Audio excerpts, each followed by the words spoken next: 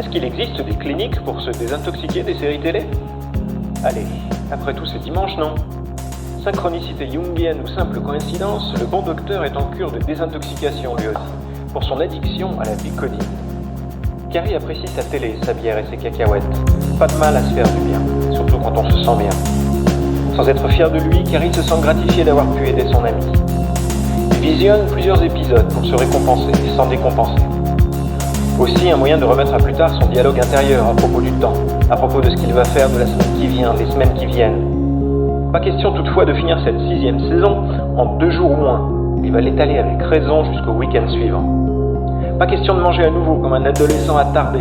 Il cuisine un déjeuner relativement équilibré. Pas question d'abuser du Jack Daniels et de la Bud, ce serait un comble, un manque de respect envers Chuck. Pas question de gâcher une semaine dont il pourrait faire naître le meilleur. Il s'impose une marche en forêt en milieu d'après-midi. Pourquoi penser négativement ce qu'on appelle la discipline? La discipline, Carrie n'y pensait pas quand il travaillait. Il se levait tous les matins et allait travailler sans rechigner. Parce qu'il avait un but dans la vie. Le travail, c'est le but de la vie. Question qu'il se pose en marchant sous un grand soleil qui lui fait du bien. Certains s'épanouissent dans le travail. Il envisage ici un paradoxe, se remémore la sentence divine prononcée à l'encontre du premier homme à sa sortie du jardin d'Éden. C'est à la sueur de ton front que tu mangeras du pain.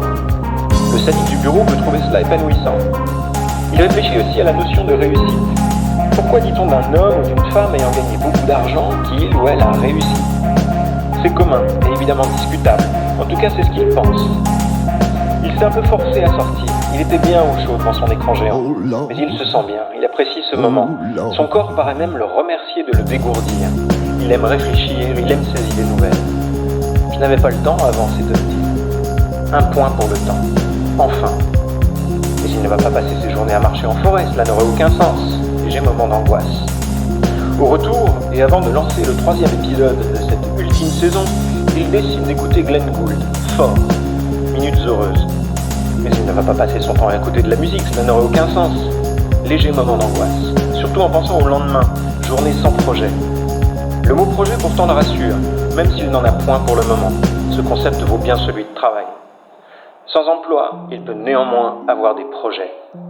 Oui, mais lesquels? Heureusement pour lui, Carrie ignore tout de Voltaire. Sinon, il aurait lu cette note introductive à son même nom. Nous tromper dans nos entreprises, c'est à quoi nous sommes sujets. Le matin, je fais des projets, et le long du jour, des sottises.